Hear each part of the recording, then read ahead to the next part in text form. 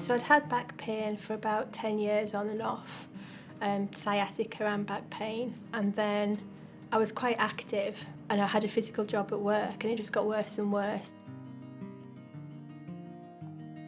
So I saw lots of different health professionals and they all kind of told me a different precise diagnosis. I saw a chiropractor who did kind of lots of manipulation and massage and things but didn't really have an effect.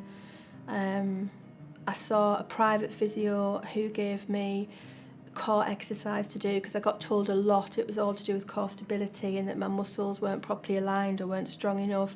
They all kept telling me that the damage was permanent. They told me that I was damaged goods. The history of back pain that I'd had was now me for life, and my back was something that I had to protect, and I couldn't do kind of a lot of activity or I would make it worse, and that was the repeated message that I got. Because so many people have told me, oh, you've got a bad back, and then your family start to buy into it, and there was my mum, oh, should you be doing that, you've got a bad back, and you're surrounded by all these messages. So emotionally and kind of cognitively, you start to believe that. You start to think, yes, I am damaged goods, and therefore I mustn't do these things, and that all feeds into the pain as well. I was off work for about 6 months by this point. I couldn't do any of my sports, I couldn't walk. The GP had put me on 4 different types of medication and they had a lot of side effects. And everything was becoming really difficult, so I couldn't dress myself independently, I couldn't sleep. Being in one position for a long time or rolling over in bed, I was only getting about 3 hours sleep a night, so I was just exhausted all of the time. I was devastated, I was hopeless. I had nothing left.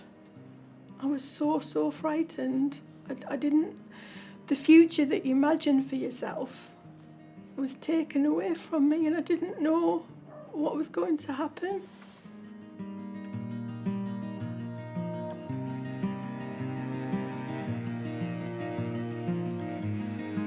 It wasn't like normal traditional physio because you just said to me, okay, tell me your story, what's happened?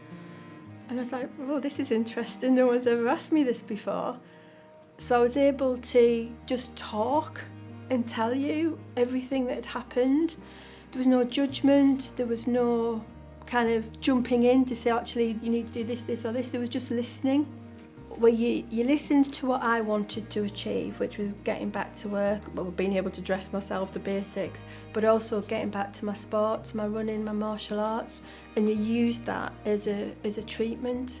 And the message you kept giving me was, you're not going to hurt yourself. And I did some running and nothing bad happened. And I couldn't believe I was running. My husband couldn't believe I was running. And it was only very short, it was a couple of minutes, but that was like the opening up of actually I can move on because this is something I've consistently been told I can't do and I'm doing it and nothing bad has happened. I think it was a reframing of it in my brain that actually this isn't something that I need to protect. I can let go. I trusted what you were telling me. It was a completely different physiotherapy experience really in terms of what I'd had before. And actually, very quickly, by just not being so rigid, the pain did start to decrease very quickly. Overall, my confidence really improved. I mean, it was astounding actually how quickly that happened. There were flare-ups and I remember them being like, this isn't working, but there was always a reason. You would find that reason, explain it to me so I could rationalise why I'd had a bit of a flare-up. But my confidence was incredible. I think it was about the first 8 weeks just changed everything. Oh, I've got my life back.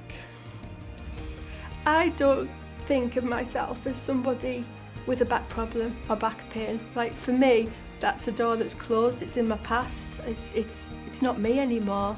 I run, I do my martial arts, I walk, I just There isn't anything that stops me apart from my own laziness.